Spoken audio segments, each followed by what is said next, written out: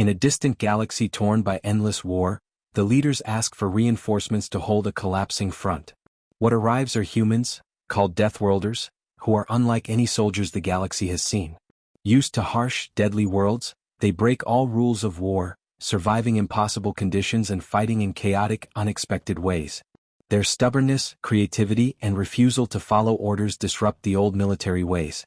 This story is full of tension, hope, and struggle. It shows how different strengths and ways of thinking can change everything, even a brutal war no one believes can end. The stakes are high. Will the humans help save the shattered forces, or will their wild ways bring even more chaos?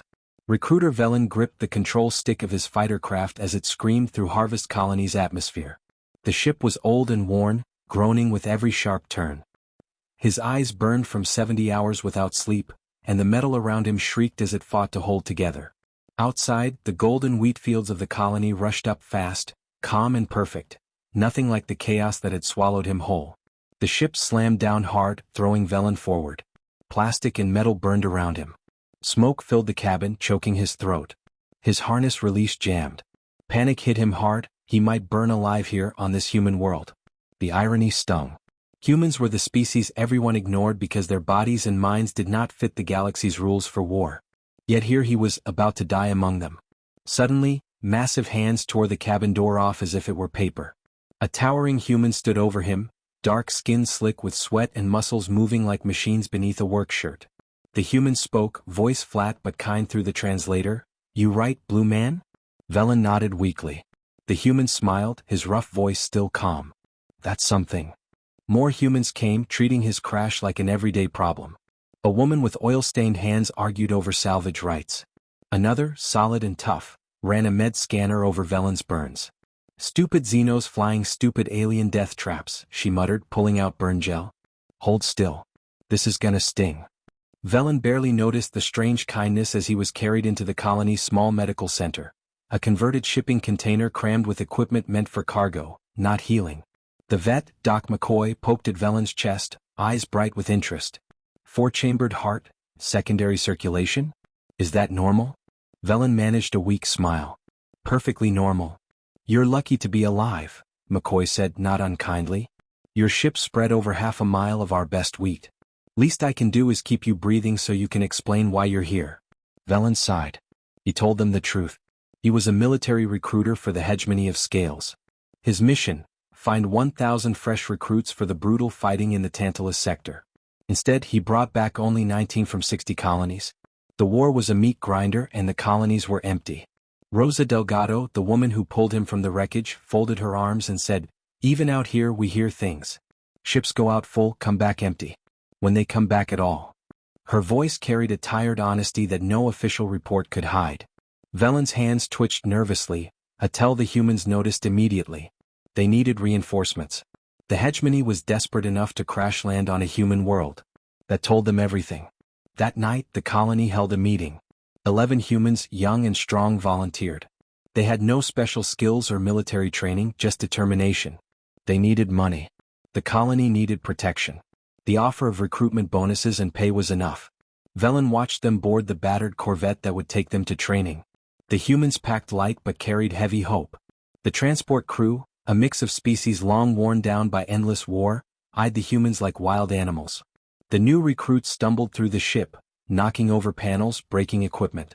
Yet their eyes burned with fierce energy. Training was brutal.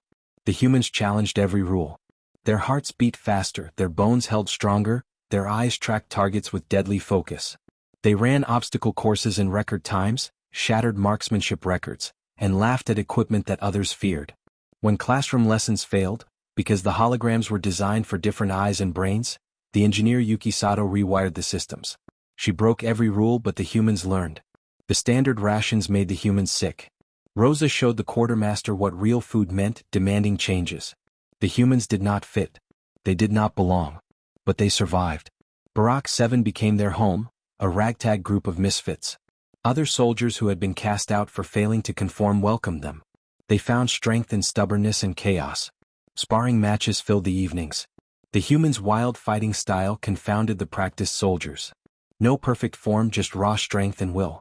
Melody, a pilot from the chorus species, discovered human music. She called it chaos but wanted more. Soon, pilot channels were filled with curses and laughter, things the military never allowed.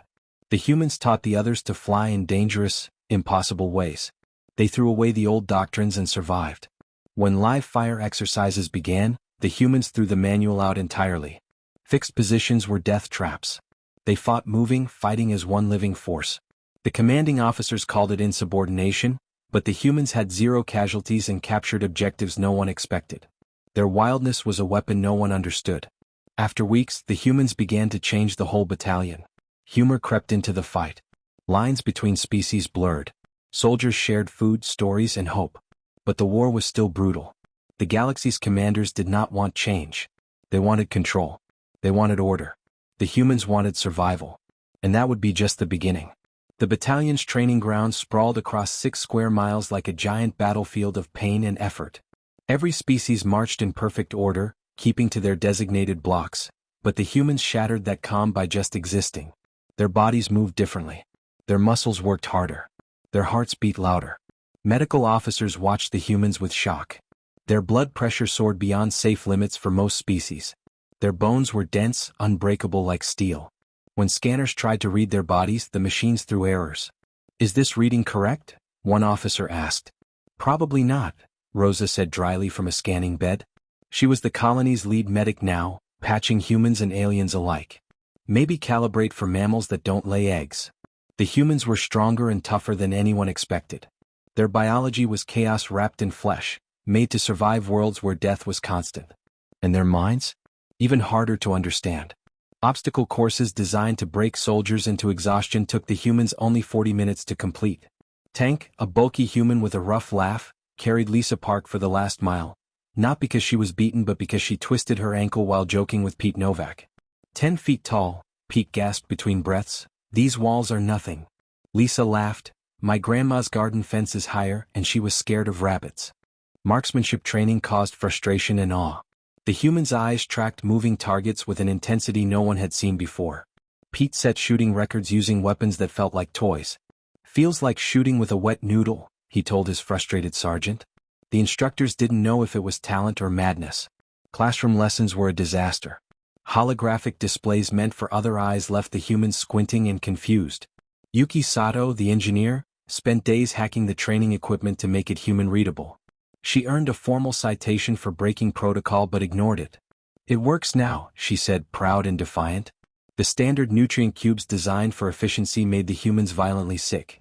Rosa carried the quartermaster to the bathroom herself, forcing the military to bring real food the next day. This simple act became legend on the station. In Barak 7 the misfits gathered. Corporal Zay, a disciplined reptilian soldier, taught hand-to-hand combat moves perfectly. But Tank, who learned by fighting, showed him a better way. "You're on the ground," Tank said, pinning Zay beneath his weight. "My stance was perfect," Zay argued. "Doesn't matter," Tank smiled. "You lost." The evening sparring matches grew popular. Different species tested their skills against human stubbornness and often lost. Humans didn't follow rules. They bent them, broke them, and made new ones. That was their strength. Melody, the chorus drone pilot, discovered human music through a stolen data pad. At first, her translator flatly said, "What the under is this?" But the strange rhythms and raw energy caught her attention. "Play it again," she demanded. Soon, she taught herself human profanity, using it to shock her instructors during flight exercises. "This crate flies like a pregnant whale," she joked, making her hegemony flight teacher nearly vomit. Week 6 brought live fire exercises. The humans lasted only 12 minutes before abandoning the rules entirely. Fixed defensive positions? Death traps. Tank grabbed a heavy weapon, shouting, "Zer, we're going mobile." He laughed at regulations written by those who'd never faced real fire. They turned defense into offense. Tank's human toughness let him stay exposed, drawing enemy fire, while Zay's thermal vision spotted hidden threats. The twins flew their fighters through volcanic vents forbidden by instructors, stunning everyone. Yuki turned enemy systems into traps. Doors locked and triggered explosions. Water jets sprayed anyone wearing opposition colors. "How?" the exercise coordinator demanded. "Everything's connected if you're clever," Yuki said, holding up tangled wires. Pete's sniper team didn't just hit targets. They took out commanders and drone operators who thought they were safe. Bullets didn't care about rules. The 4-hour after-action review exploded into argument. The humans had 0 casualties and captured a command post no one noticed. The administrators protested. Rosa smiled and said, "Had commanders in it? Leaving it alone would have been stupid." The rigid military minds couldn't understand. Humans brought chaos from Deathworlds, where weather was enemy number one and everything tried to kill you. Their tactics didn't follow predictable patterns. They expected the unexpected. Zay stared at Tank's planning document. "Got a better idea?" Tank grinned, sketching new moves on the glowing map. "What happens when the enemy doesn't do what you expect?" "They will," Zay answered. "Not if you break their playbook," Tank said. Lisa Park pointed to battle data. "Every fight follows the same pattern because everyone reads the same manual. Until it doesn't." Pete leaned back, eyes dark. "Then what?" The humans' wild attitude spread like wildfire. Zay started telling terrible jokes under fire, mangled by translators but making soldiers laugh. Melody's pilots filled combat channels with colorful language in 6 languages. "Did that Regari pilot just call his targeting computer a sucking son of a recycler?"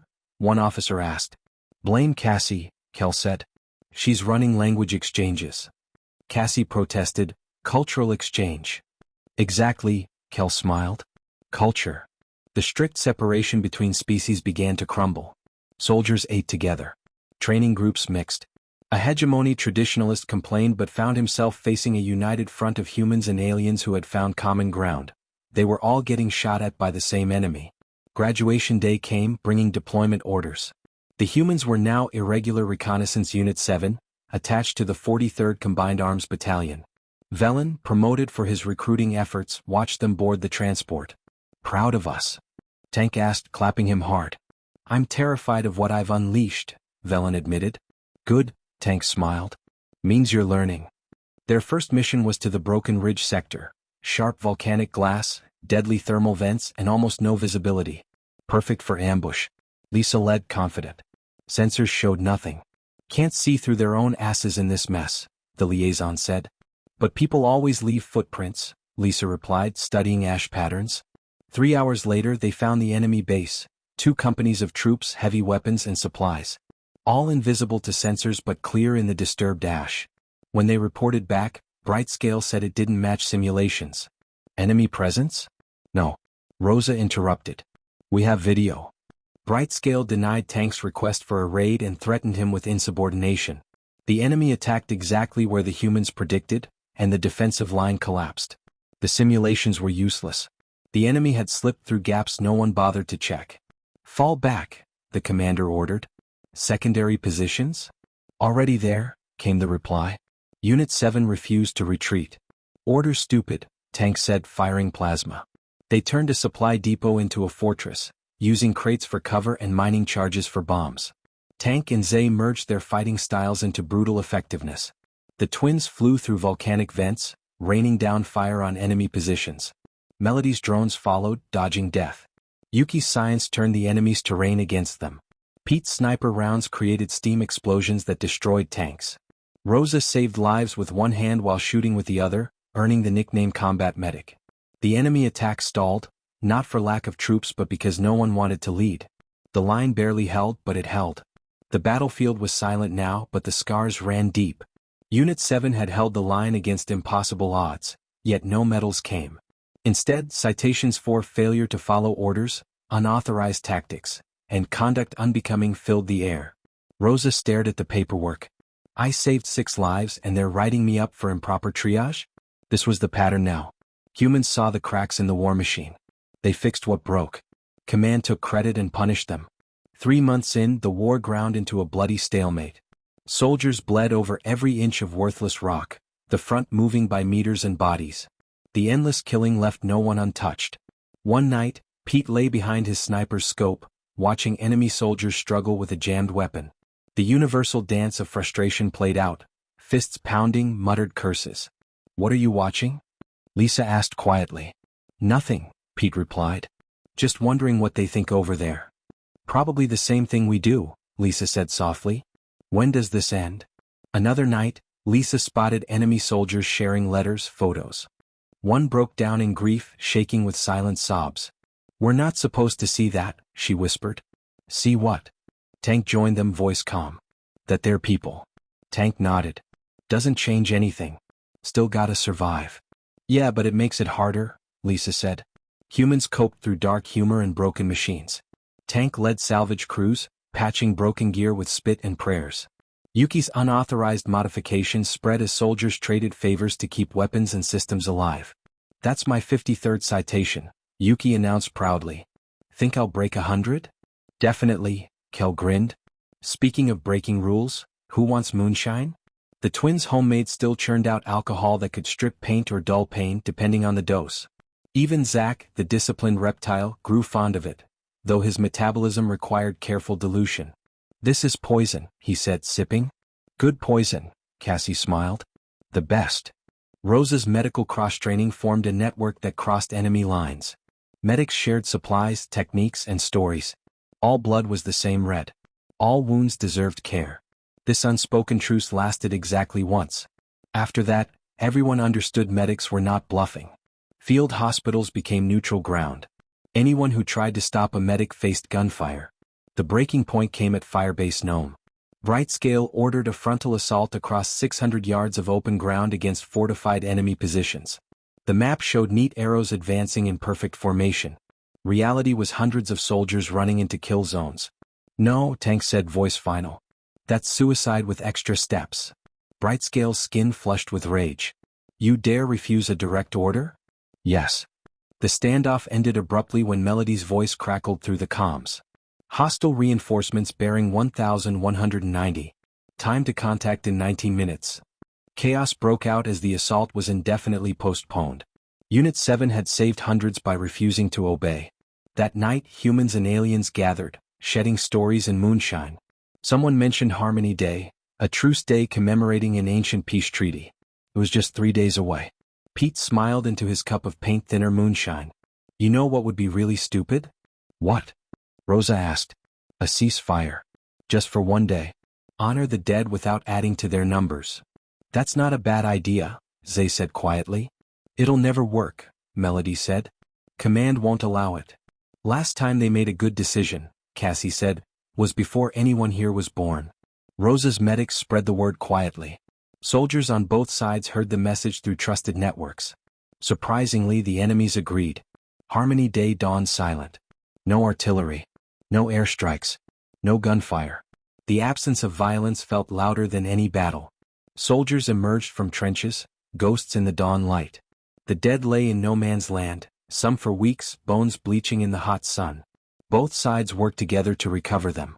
Tank helped a chorus soldier carry his brother's desiccated body.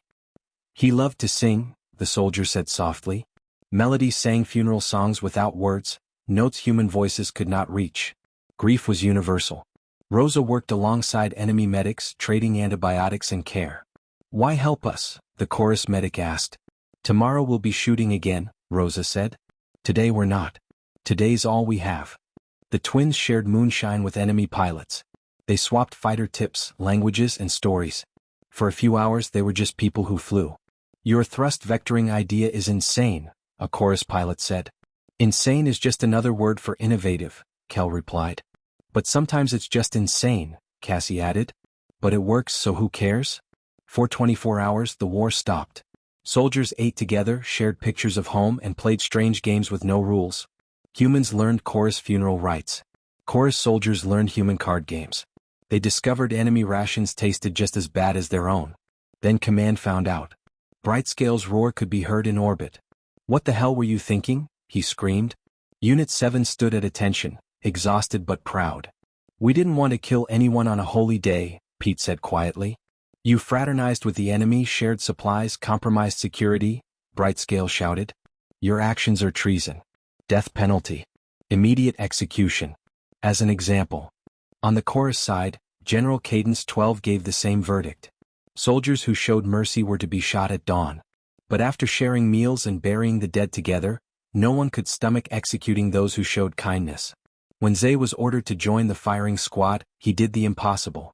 No. What? The political officer demanded. I said no. Executing soldiers for mercy breaks every honor code I hold. His thermal vision locked on the officer's face. You want them dead? Pull the trigger yourself. Rebellion sparked across both armies. Melody's pilots grounded their fighters. Officers found urgent maintenance excuses to avoid duty. A chorus sergeant claimed sudden deafness at execution orders. That night, Zay led a raid on the military prison. God stepped aside. Soldiers found themselves surrounded by hundreds ready to follow. "This is insane," Tank said. "We don't have a plan. No supplies. No destination. Just weapons." A chorus engineer added, "We have ships." Surprise. Not a plan, a wish list. "More than command ever gave us," someone shouted. And that was enough. Mutiny spread like wildfire. Soldiers who bled together refused to keep dying for officers who saw them as numbers. The twins led fighter squadrons to block command fleets. "You can't do this," a fleet commander screamed. "Doing it anyway," Cassie said cheerfully. "Funny how that works." Yuki's engineers seized communications, broadcasting decades of military incompetence. Orders that killed thousands for no reason. Supply lists showing officers feasting while troops starved. "Jesus," Pete muttered. "They weren't even trained to hate it." "Why would they?" Lisa asked. "Who was going to stop them?" "Us, apparently." Rosa's medics declared every hospital neutral ground. Anyone who interfered faced armed response. Within 48 hours, command collapsed. Brightscale fled in a personal yacht. General Cadence retreated, declaring the sector contaminated by human influence. Thousands of soldiers stood on a worthless rock asking, "Now what?" "Go home," one whispered. "To what?" another asked.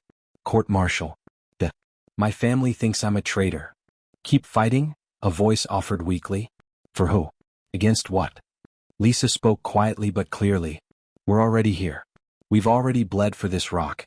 Might as well make something of it." The idea was simple yet powerful. They were already here, on this shattered, war-torn rock. They had spilled blood, lost friends, and shattered dreams. Why not build something better instead of fighting to destroy? The free colony of Tantalus began as a joke whispered in the dark. Soldiers who had spent months tearing down enemy positions now lifted beams and laid bricks. Bunkers became homes. Weapons turned into tools. Tank-led construction crews blending human stubbornness with alien expertise. Hegemony engineers knew elegant design. Humans knew how to make things work with spit and prayer. Together they built a strange beauty, a new world born from the ruins. One architect, watching humans weld salvaged armor into house frames, muttered, "This is completely against regulation." "Regulations are why we're here," Tank replied with a grin. "Got a better idea?" The architect hesitated. "Make the world cleaner. Then let's break the rules, artistically." Yuki designed power systems no one believed possible. Hegemony and chorus tech weren't made to work together, and human rough hands often seemed to break more than they fixed. But she made them sing in harmony. "How?" a chorus tech demanded, staring at a fusion plant cobbled from 3 incompatible technologies. "I ignored everyone who said it couldn't be done," Yuki said simply. The twins, Pete and Lisa, created shipping routes with pilots from both sides. Smuggling food, medicine, and families past blockades became an art. Official manifests showed empty space. Reality showed hope. "You can't just fly through interdiction zones," a former fleet officer warned. "Sure you can," Kel replied. "Watch." They flew openly, broadcasting their path. Patrols decided to look the other way. "Just heading to Tantalus," Lisa joked. "The colony that doesn't exist. Want some coffee? We got real beans." Rosa and Doc McCoy built Tantalus General Hospital in a converted maintenance bay. Doc had arrived on a smuggler ship, bringing surprisingly advanced medical gear. A sign at the door read, "All species. No exceptions. Don't be an asshole." It became the most advanced trauma center in 3 sectors because it actually treated people instead of filling forms. A human doctor, a veterinarian, and a chorus medic walk into a surgical bay, Doc joked one day. "What's the punchline?" Rosa asked, elbow deep in a patient. "No punchline. Just Tuesday." Pete started a school because someone had to. Children arrived with refugees, human, chorus, hegemony, kids who had never seen peace. He taught history from every side, letting the children draw their own conclusions. "Why did the war start?" a young hegemony student asked. "Officially? Border disputes and research fights."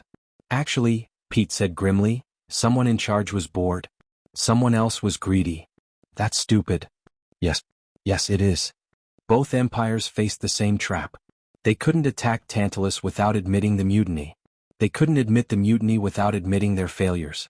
So they pretended it didn't exist. The official map marked the sector as disputed. No civilians allowed. Military briefings called Tantalus temporary anarchist elements that would fade.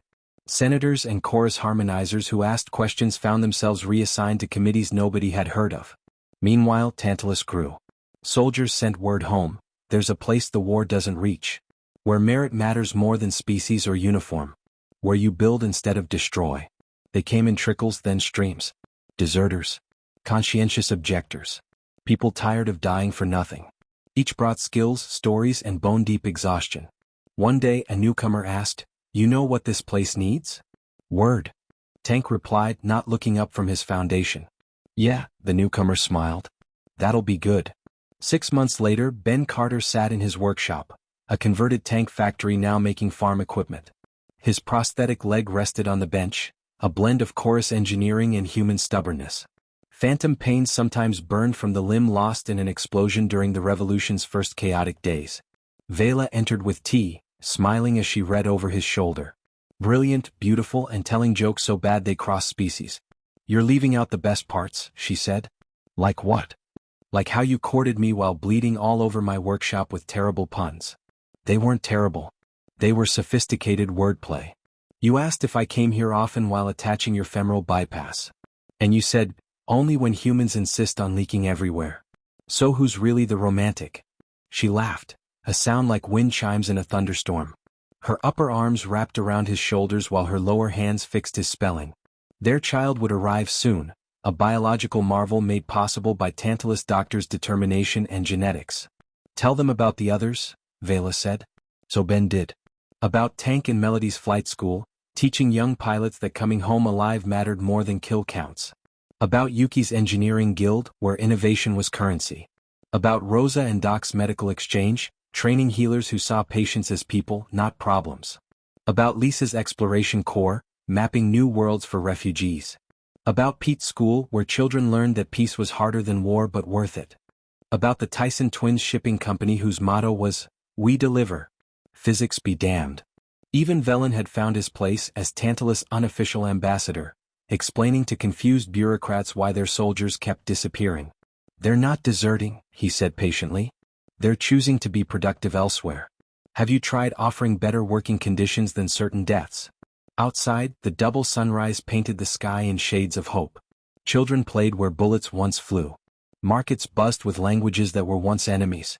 A hegemony crew argued with chorus engineers over power lines while humans laughed, insisting they were both wrong. It wasn't perfect. Nothing ever is. But it was theirs. The dawn over Tantalus was like nothing the galaxy had seen before. Soldiers once enemies now built homes together.